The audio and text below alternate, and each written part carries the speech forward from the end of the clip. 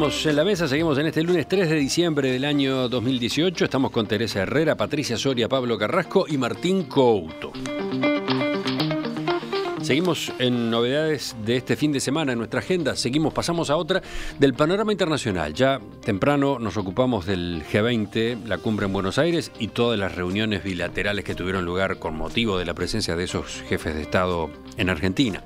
Vamos a otro frente, vamos a otro capítulo de la información del mundo. Vamos a México. Allí el dirigente de izquierda Andrés Manuel López Obrador asumió el sábado la presidencia.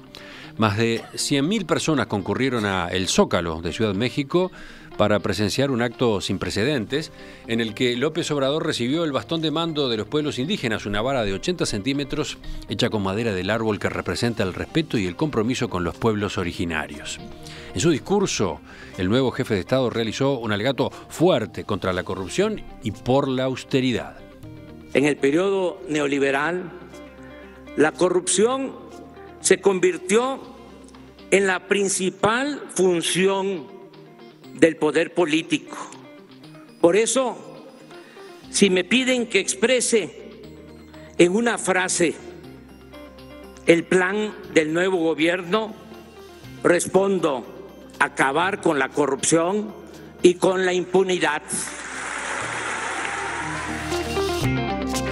¿Estaban pendientes de México? Están los radares siempre, ¿no? América Latina, a veces hay que obligarse también a que estén los radares porque tendemos a mirar históricamente el Uruguay para otros lugares. Pero la verdad que con una gran expectativa. En primer lugar porque es un partido distinto y en un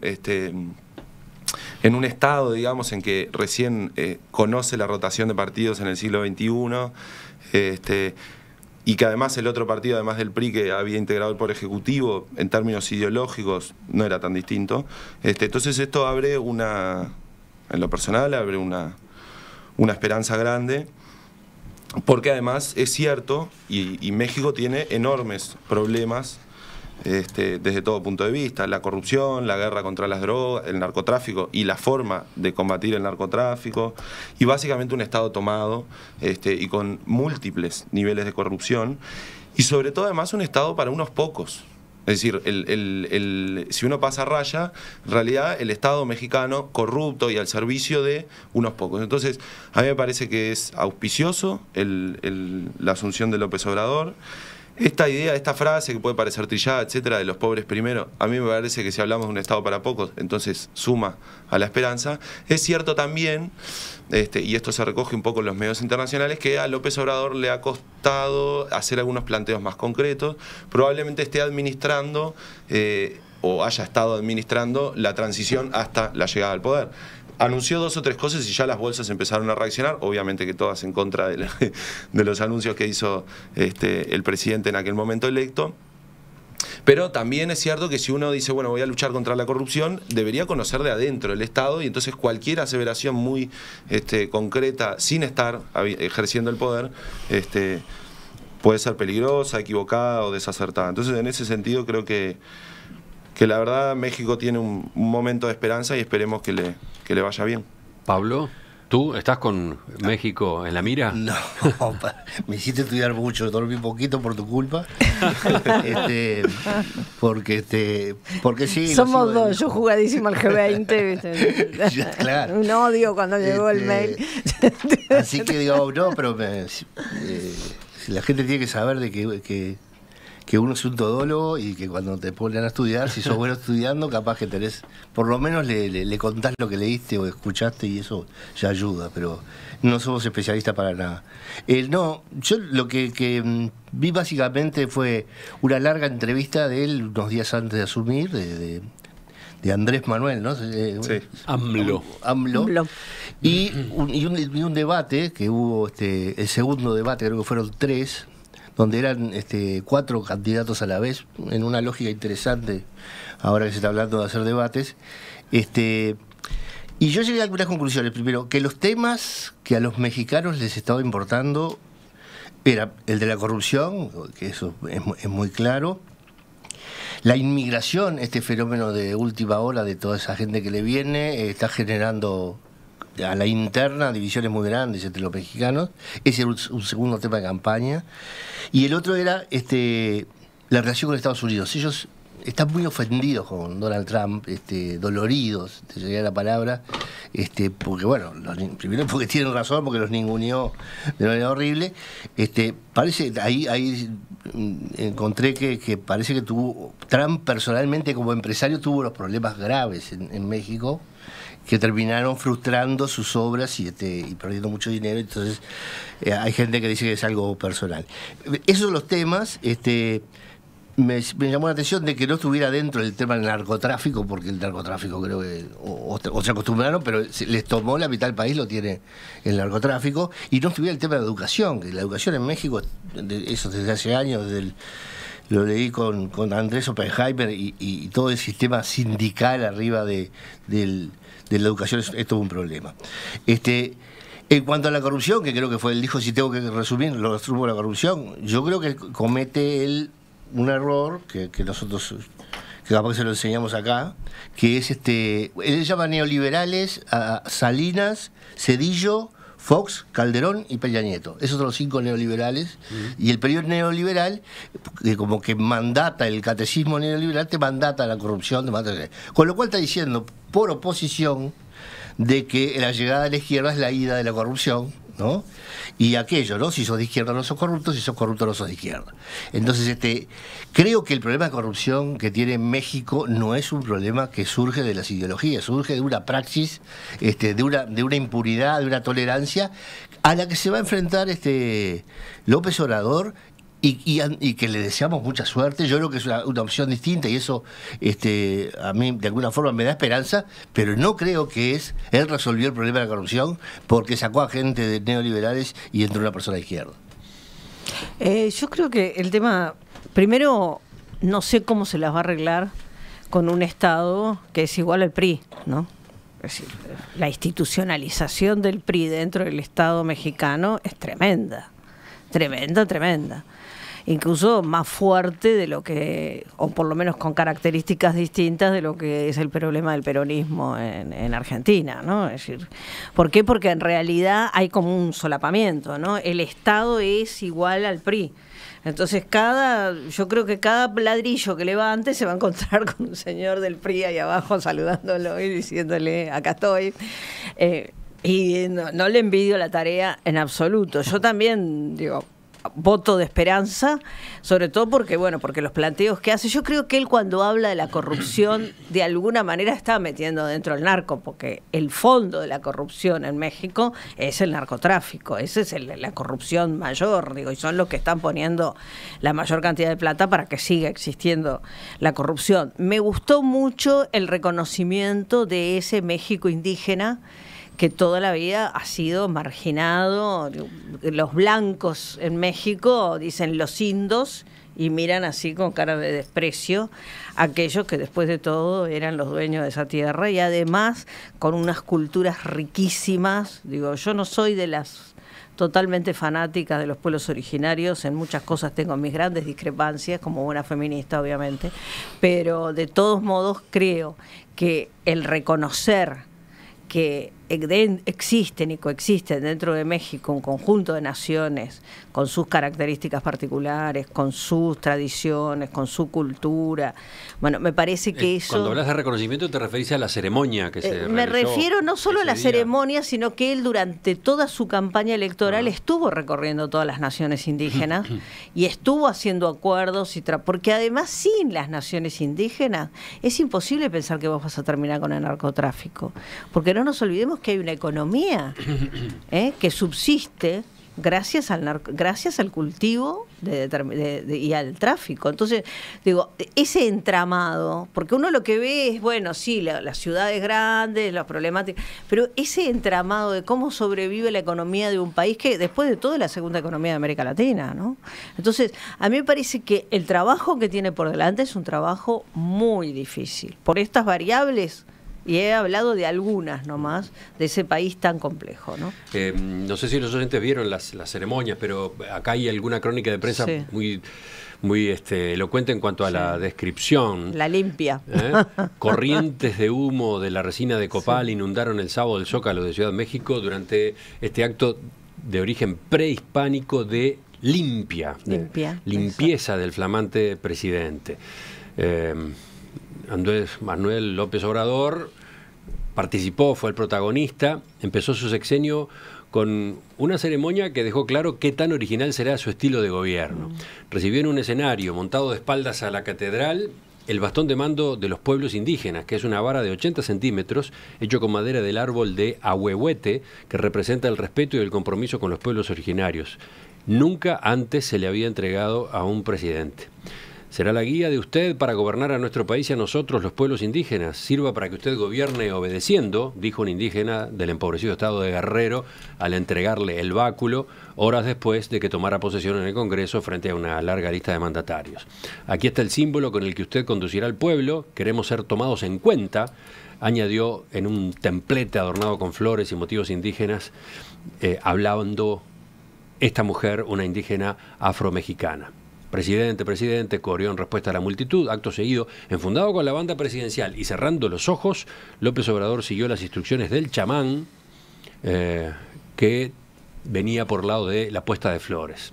Los indígenas le pasaron por el cuerpo capas de barro que emanaban humo de copal y puños de plantas verdes medicinales con la finalidad de despojarlo de espíritus malignos. En fin, por ahí fue esta ceremonia. Sí, a nosotros evidentemente que nos cuesta desde nuestra realidad, en donde recién acabamos de discutir sobre 3 temas puntuales que suceden y que nos preocupan de nuestra realidad. Nos cuesta asimilar una realidad de tanta violencia en otro país como es México. Estamos hablando que el mismo día que asumió el presidente, estamos hablando que hubo al menos 15 muertes. Diversas, entre ellas, ¿no? Un periodista. Diversas, entre ellas sí hay un periodista también que está desaparecido. Es el país donde se es más hostil ejercer la labor periodística y sabemos que donde no hay periodismo realmente es muy complicado, ¿verdad? Se me hace muy difícil pensar en Uruguay sin periodismo. O sea, la verdad es que nos cuesta mucho poder asimilar todo lo que implica la situación de desbande que vive México, en donde evidentemente el Estado no tiene control sobre lo que sucede, no tiene el monopolio de la fuerza física de la violencia, como sí pasa en nuestro país, por suerte, que son características básicas que tiene que tener un Estado. Entonces, nos es difícil comprender esta situación, también nos es difícil imaginar la situación de obviamente los pueblos originarios, porque nosotros no tenemos, tenemos, pero en minúsculas proporciones. Entonces, todas estas cuestiones son bien interesantes que suceden en el marco de una asunción presidencial, incluso también teniendo en cuenta la apertura de Los Pinos que es la residencia donde estuvieron 14 de los últimos 14 presidentes, que estuvo cerrada al público, que por primera vez abrió el sábado. La gente tenía una alegría impresionante. Bueno, López Obrador hizo varios anuncios. Va a vivir ahí, además. Claro, hizo varios anuncios que vienen por el lado de la austeridad. Uno de ellos que no va a vivir en la residencia de Los Pinos, y otro que va a pasar a cobrar el 40% del sueldo que tenía asignado el presidente. Y topearon lo que pueden. Tiene un lío ya, de pique tiene un lío con todo el Poder Judicial, porque como topeó, los jueces se están quejando porque, claro, los jueces ahora quedarían cobrando más que el presidente y no pueden cobrar más que el presidente. Entonces, ya de pique nomás tiene casi parado el Poder Judicial protestando por su salario. No solo a nosotros nos pasa el tema de los enganches de sueldo. Bueno, sí, es algo parecido. Sí, aquello de la ley de presupuesto. No, pero hizo otros anuncios quizás más sorprendentes, como la reafirmación de su idea de conferir a la Guardia Nacional la seguridad interna, ¿no? Una Guardia Nacional en la que va a incorporar miembros de las Fuerzas Armadas.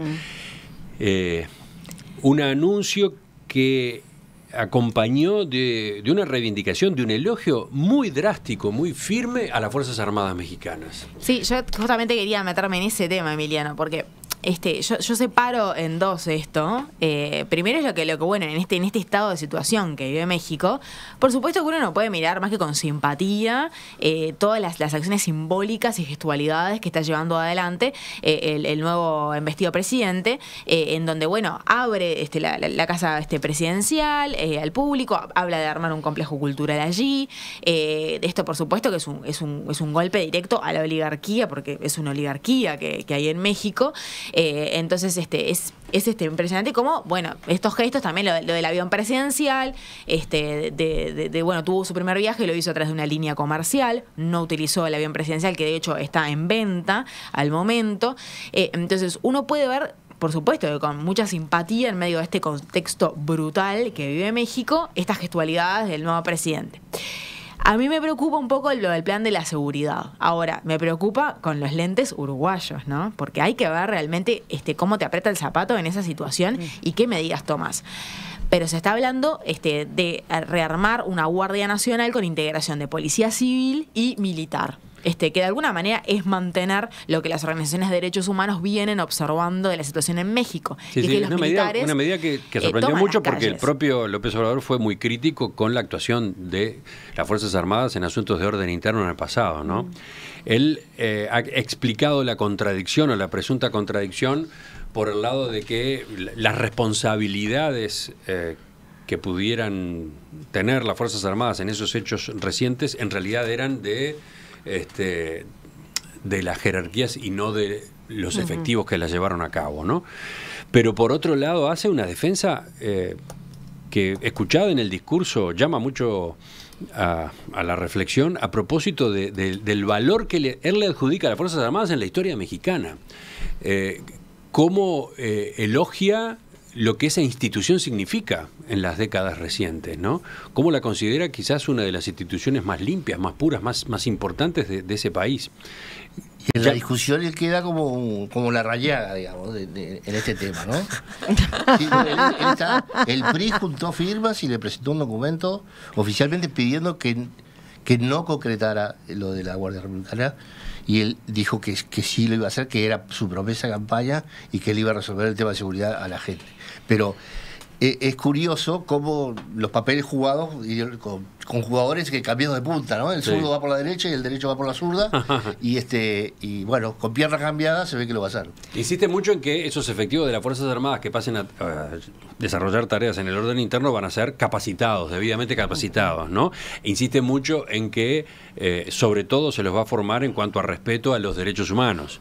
Pero claro... Sí. Y va un paso más allá, porque incluso está planteando hacer una reforma constitucional para que dentro de la Constitución figure el rol del militar en las calles. Entonces, esto es lo que a mí me hace ruido. Entonces digo, bueno, sí, precioso, muy simpático el presidente. Ahora, veamos qué sucede con este tema, porque no es un tema menor, es un tema donde está puesto el foco de todas las organizaciones de derechos humanos a lo largo de la historia de México, y que AMLO, candidato, venga y te diga, yo voy a sacar los militares de la calle, y después AMLO, presidente, te planteas una reforma constitucional con militares en la calle a cargo de la seguridad pública, que son evidentemente en los últimos tiempos los causantes de gran parte de la situación violenta de México. A mí me preocupa un poco. Él lo dice, ¿no? Es que el dilema con el que se enfrenta es que la gente más humilde es la víctima permanente de la violencia y de la inseguridad. Claro. Y es un problema que tiene que atacar. Bueno, él elige ir por este camino heterodoxo, ¿no? Y bueno, de todos modos pensemos que las Fuerzas Armadas mexicanas no tienen la triste tradición de las Fuerzas Armadas de América del Sur. Bueno, pero ese es uno de los destaques que hace López Obrador en su discurso del sábado, ¿no? Nunca, es bien distinta, al contrario, en realidad ellos siempre han estado como, entre comillas, salvo en esta última etapa ahora que hay mucho cuestionamiento acerca de su accionar cuando los han puesto, pero si no, siempre han estado entre comillas del lado de los buenos. Lo que me parece que si los va a usar, va a tener que entrenarlos y capacitarlos de una forma diferente, porque no está, hay un tema hasta profesional, ¿no? De qué ejerces y dónde y cómo, ¿no? Sí, ahí yo hipotetizo, digamos, que hay también una cuestión de la composición actual de cada una de las fuerzas y el nivel de involucramiento con la corrupción de cada una de las fuerzas. Pero sí comparto con Patricia que si pensamos, por ejemplo, que López Obrador lograra normalizar y estabilizar al país y reducir los niveles de violencia, las ejecuciones masivas, la cantidad de personas desaparecidas o de asesinatos no aclarados es enorme. Bueno, esa situación normal no debería incluir a las Fuerzas Armadas en las calles, ¿no? Entonces, ahí está el problema de qué medidas se toman en el corto plazo y tal vez teniendo que ver con las composiciones de cada una de las fuerzas y cómo uno puede estar queriendo resolver un problema a corto plazo, pero generando un riesgo, un peligro o una situación compleja en el mediano y largo plazo. Porque en definitiva es cierto tanto que a determinadas bandas de narcotráfico uno no les gana con educación y buenas costumbres, también es cierto que la violencia en algún punto no se corta con más violencia, en algún momento tiene que disminuir la cantidad de violencia y no aumentar. Entonces, en esas contradicciones creo que está el presidente mexicano y que habría que esperar un tiempito a ver para qué lado va. Mensajes de oyentes a propósito de México. Dice Alberto, que por ahí pasa y por ahí incluso trabaja cada tanto. López Obrador es un político frustrado, llega después de muchísimos intentos y con un discurso súper populista. Las primeras medidas son claramente de ese corte, la gente que lo aplaude lo hace por ignorancia. Por ejemplo, la de cancelar las obras del nuevo aeropuerto, bueno, no hacen más que daño económico. La otra medida que no deja de ser populista, pero que va en el buen sentido, es la eliminación de comisiones bancarias, aunque a la banca no le guste nada. Hay que ver cómo sigue. La prepresidencia metió un poco de miedo. Marcos, por su lado, dice que le llena de esperanza la llegada de López Obrador. Creo, de todos modos, que todo país como México, tan cerca de Estados Unidos y con tanta trascendencia para ese gran país por los bienes y servicios que vienen o pasan por allí, nunca tendrá paz. Lamentablemente, ese país la va a tener difícil. Igual sigo siendo utópico. Termina.